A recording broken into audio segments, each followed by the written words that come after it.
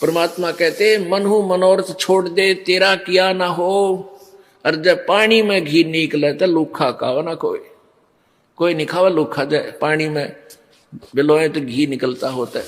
इन बकवादा तो जो सुख होता हो या धनी होता हो कोई ना करके खावे। एक चोर था, वो चोरी करता था। एक भक्त किसान था। परमेश्वर कबीर जी आते रहते हैं रूपांतर करके। एक जीवन तो वो अपना वैसे जीते हैं और समय समय कहीं कहीं प्रगट होकर 10-20 वर्ष कहीं रह गए, 10-20 वर्ष कहीं रह गए, अपनी प्यारी आत्माओं को फिर से भक्ति से सैचुरेट करते रहते। तो वो रूपांतर करके प्रभु आए हुए थे, गुरु रूप में संत रूप में विराजमान थे। उनका शिष्य था एक किसान। जब उसने उपदेश लिया ही था कुछ दिन के बाद वो बहुत निर्धन था। उसके पास एक ही बैल था खेती करने के लिए, और उस बैल को उस चोर ने चुरा लिया। एक चोर ने, अब चोर ने वो मान लिया 100 रुपए का बैल था, बेच को उसने तो जितने पैसे मिल जाए उतने ठीक, कौन सा मोल ला रखा था, वो बेच दिया 30-35 का और खाए पिए मौज उड़ाई। पुराने समय की बात है। अब उस समय 100 रुपये का आज 10,000 का बैल, इतनी तुलना समझ लो।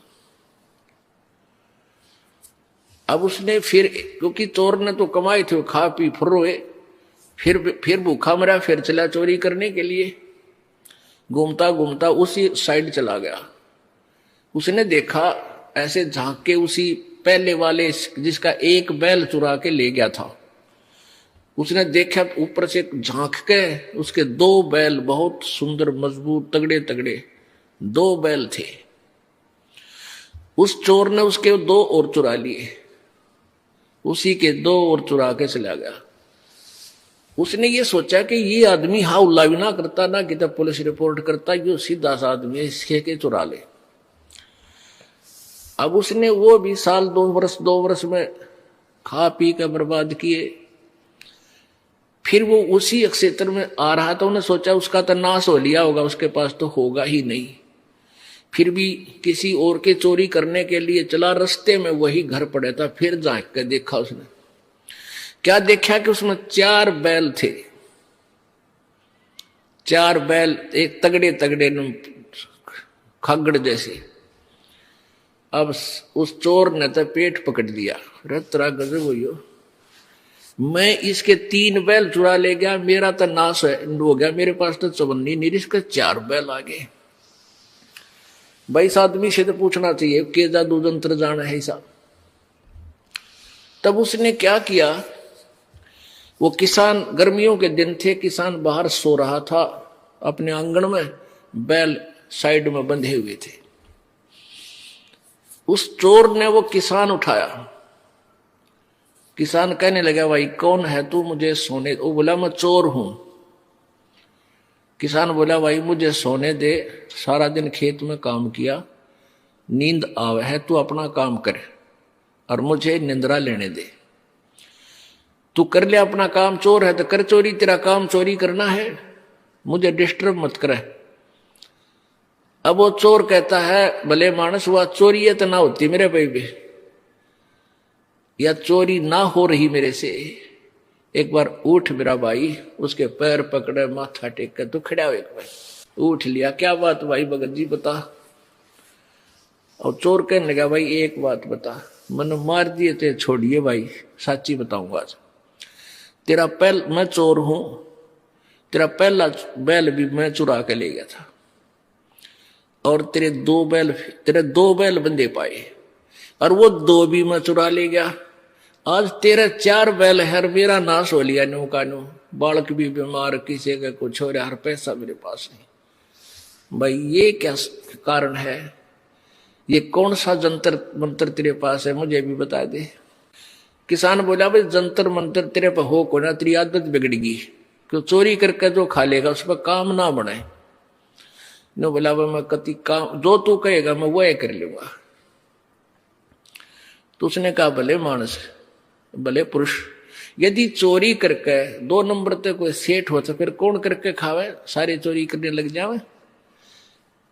आप भाई, एक शर्त है, आप हमारे गुरु जी के पास चलो, उपदेश ले लो और ये बुराई छोड़ दो। 1 साल में 2 वर्ष में तुझे दिखा दूंगा, तेरे ठाठ होए। भगवान सब कुछ कर सकता है। वो कहने लगा, भाई जैसे तू कहेगा मैं ऐसे कर लूंगा। अगले दिन काम छोड़ दिया उस किसान ने, खेत नहीं जोता। उस दिन उसको नवाया धोया, खाना खा और चल सतगुरु के पास चलेंगे। उसने सारी बता दी। तो सतगुरु जी के सामने जाके अब संत जी कहने लगे, बेटा तेरा सौभाग्य है, तेरे एक भी बात समझ में आ गई, कोई बात नहीं। फिर वो ज्ञान सुना, रोने लग गया। वो चोर के है, भगवान मन तक घने पाप कर दिए इस पापी के, तो कभी ये पाप भी समाप्त हो जाओगे। उसने क्या बताया चोर ने कि एक व्यक्ति, वो श्याम ने भैंस लाई, 6 महीने में उनको भैंस का जुगाड़ बना। कुछ अपने घर से पैसे इकट्ठे किए, कुछ दूसरों से इकट्ठे किए। वो भैंस लाई और परिवार के लोग बड़े खुश हो रहे। मैं छुप कर बैठ गया उस चोरी करने के लिए। वो बच्चे कह रहे थे माता पिता से कि बहुत दिनों में दूध हुआ है, मेरी दही रखना, मैं मक्खन खाऊंगा, मैं ऐसे करूंगा। और बड़े खुशी मना रहे। रात ने मैं चोरी कर ले गया उसको। अब क्या बीती होगी उन परिवार के सदस्यों के साथ, तो सुबह हाहाकार मची होगी। तो ये पाप परमात्मा मेरे कट जाएंगे। प्रभु बोले, गुरुदेव बोले, बेटा ठीक है, अनजाने में ये प्राणी ना जाने कितनी गलतियां कर देता है, पर उपदेश ले, आज के बाद पाप मत करिए, नहीं फिर अक्षमा नहीं होगा। दोनों कान पकड़ दिए जी, फिर चोरी नहीं करूंगा। फिर उसने कहा जा उपदेश ले और भक्ति कर बेटा, देख रंग भगवान के कुछ दिनों में। अब उसके बच्चे बीमार थे, उधर से चोरी करके ले जा, उन बच्चा में लाग जा। एक अंधा हो रहा है कि टांग पैरालिसिस हो रहा, इस तरह बुरा हाल उसका। उन बच्चा ने लिया ठा के साया ने, एक गुरु जी उपदेश दे दो, इन पर दया करो। वो नाम लिया, धीरे धीरे बगैर ही औषधि के मालिक के आशीर्वाद तो बालक भी ठीक होने लगे। अब उस किसान ने कहा कि ले भाई, ये एक बैल तू और ले जा और अपना कमा ले, धंधा करके खा भाई। वो कहने लगा, भाई बैल तो मैं ले जाऊंगा तेरा एक, पर तेरे पैसे दूंगा सारे, पहले वाले बैलों के भी और इसके भी। किसान बोला, भाई वह तले तेरी मौज है, बाकी मैंने तेरे पैसे की कती आवश्यकता नहीं। तो उसने क्या किया, अपना धंधा करना शुरू किया। 2-3 वर्ष के बाद उसका खूब ठीक गुजारा हो गया। तो 3 बैलों के पैसे, 4 बैलों के पैसे लेकर उस किसान के पास आया।